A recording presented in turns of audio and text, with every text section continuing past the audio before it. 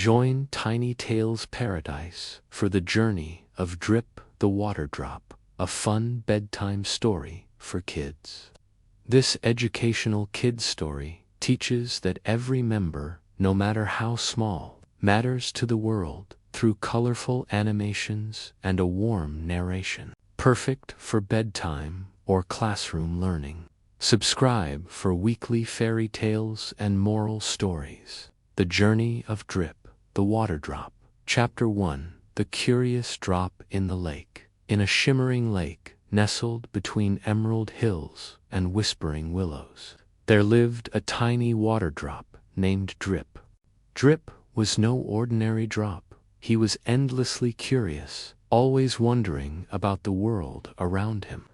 His sparkling surface caught the sunlight, making him glint like a little diamond, but his heart was full of questions. "Why am I here?" Drip would murmur, bobbing among the other water drops.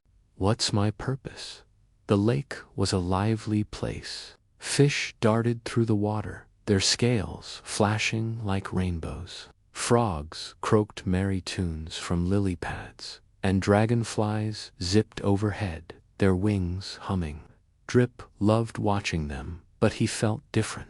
The other drops didn't seem to mind just floating in the lake, blending together in a peaceful shimmer. Drip, though, was restless. "There's got to be more to being a water drop," he thought, his surface rippling with confusion. One sunny morning, a gentle breeze stirred the lake, and Drip felt a tug. The water was moving, flowing toward a stream that spilled out of the lake. "Where's everyone going?" Drip asked a nearby drop to the river. The drop replied, sounding excited, "It's the way of things." Drip didn't understand, but he let the current carry him along. As he swirled out of the lake, he felt a mix of excitement and worry. "What's a river? And why am I going there?" he wondered aloud. The other drops just giggled, their voices bubbling. "You'll see, Drip, just go with the flow." So Drip did. He tumbled into the stream, his tiny form bouncing over pebbles and swirling around reeds. The world outside the lake was new and strange, full of colors and sounds he'd never known. He saw birds swooping above, their feathers bright against the sky, and smelled the earthy scent of moss on the banks. "This is an adventure," Drip chirped, though he still didn't know why he was on it. Chapter 2. The River's Rush. The stream joined a wide, rushing river, and Drip's world grew even bigger. The river was fast and wild, carrying him over rocks and under overhanging branches. He spun and twirled, sometimes bumping into other drops who laughed and splashed alongside him. "Isn't this fun?" one drop called. "It's fast," Drip replied, feeling dizzy. "But why are we here? What's the point of all this rushing?" The other drops didn't have answers. They just kept moving, happy to ride the current. Drip, though, couldn't stop wondering. He noticed things the others didn't have. Deer drinking from the riverbank, its tongue lapping up drops like him. A flower leaning over the water, its petals brighter after a sip. "Am I helping them?" Drip thought. "Is that why I'm here?"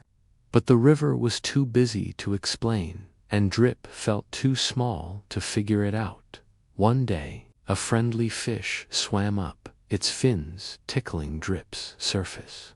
"You look puzzled, little drop," the fish said, its voice gurgling. "What's on your mind?" "I don't know why I'm a water drop," Drip admitted. "I came from the lake, and now I'm in this river, but I don't know what I'm supposed to do." The fish smiled, its scales catching the light. "You're part of something big, Drip. The river carries you to places that need you. Keep going, and you'll see." Before Drip could ask more, the fish flicked its tail and swam away. leaving him bobbing in the current. Drip wasn't sure he believed the fish, but its words gave him a tiny spark of hope. He kept moving, watching the world around him. He saw children splashing in the shallows, their laughter echoing, and farmers dipping buckets into the river to water their crops.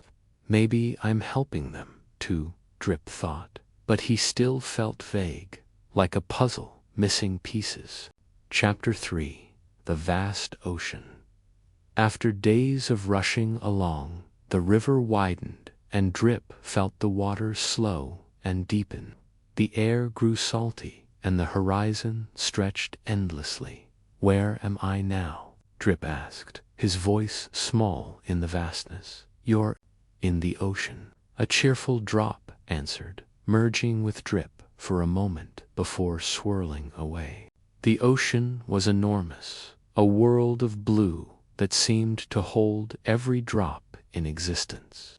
Drip felt tinier than ever, lost in the endless waves.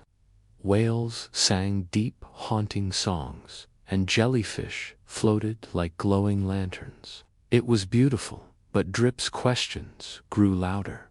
If I'm just one drop in this huge ocean, how can I matter?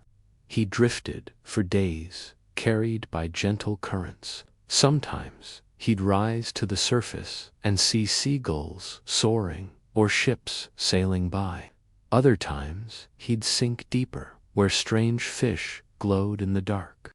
Everywhere he went, life depended on the water. Corals grew, fish swam, and even the tiniest creatures seemed to need him. But Drip still didn't understand his role. "I'm just here," he sighed. "What's the point of being a water drop if I'm just one of billions?" One morning the sun blazed hotter than usual, and Drip felt a strange sensation. He was rising, not with the waves, but up into the air. "What's happening?" he cried, feeling lighter and lighter. "You're evaporating," a passing drop called. "You're going to the sky." Drip didn't know what evaporating meant, but he felt himself turning into a misty wisp, floating high above the ocean. The world below grew smaller, and Drip's confusion grew bigger. The sky. Why am I going there? Will I ever understand why I'm here? Chapter 4: The Sky and the Clouds. Up in the sky, Drip was no longer a single drop, but part of a soft, fluffy cloud. The air was cool and breezy, and he floated alongside other drops, their forms blending into a puffy white shape. "This is strange," Drip said, his voice echoing in the cloud. "I was a drop, then a river, then the ocean, and now I'm a cloud. What's my purpose up here?" The other drops in the cloud were calm, content to drift across the sky. "You'll see," one said. "Being a cloud is part of the journey." But Drip wasn't satisfied. He looked down at the world below, fields, forests, and cities, and wondered how he could matter so high up. As the cloud drifted, Drip saw amazing things. He floated over mountains capped with snow, their peaks sparkling. He passed over deserts where the sand shimmered like gold. He even saw rainbows when the sun peeked through the clouds. "It's beautiful," Drip admitted, "but I still don't know why I'm here." One day the cloud grew heavy, and Drip felt a change.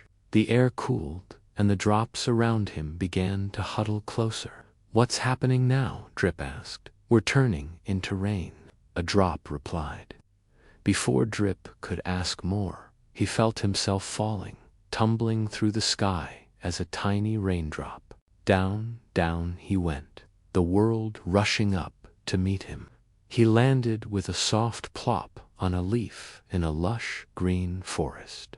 Now what? Drip wondered, sliding off the leaf onto the forest floor. Chapter 5: The Forest and the Cycle. The forest was a new world for Drip, full of towering trees, chirping birds, and scurrying squirrels. He soaked into the soil, feeling the earth's warmth. Roots of plants tickled him, drinking him up eagerly.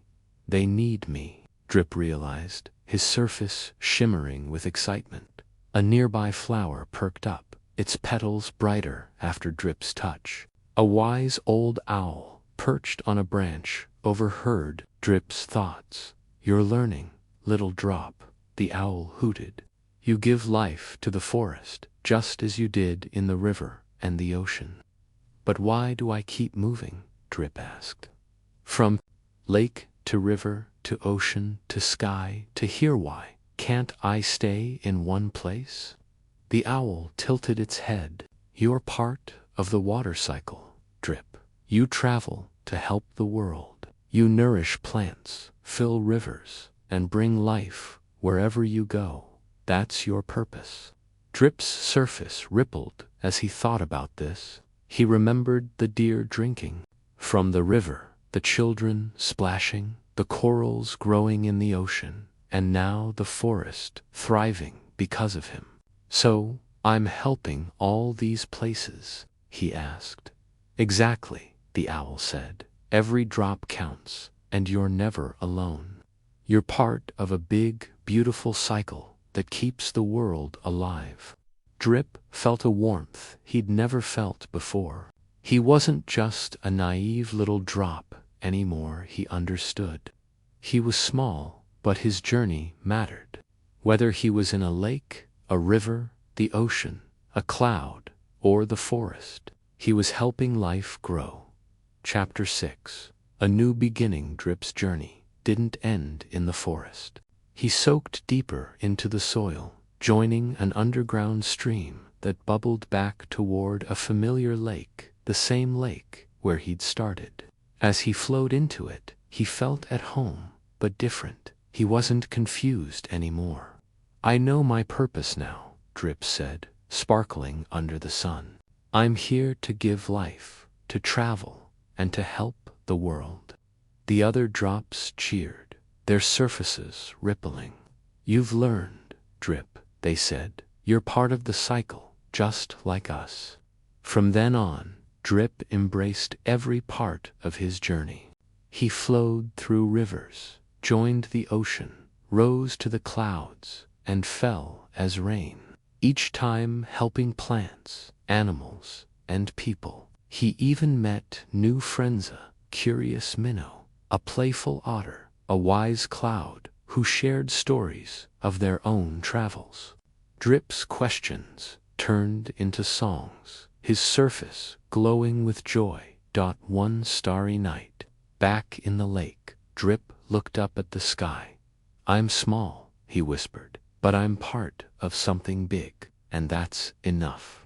The lake shimmered around him, and the frogs croaked a lullaby as Drip dreamed of his next adventure in the water cycle. The lesson Drip's journey taught Hyman, all the creatures who heard his story thought every small part of the world has a purpose.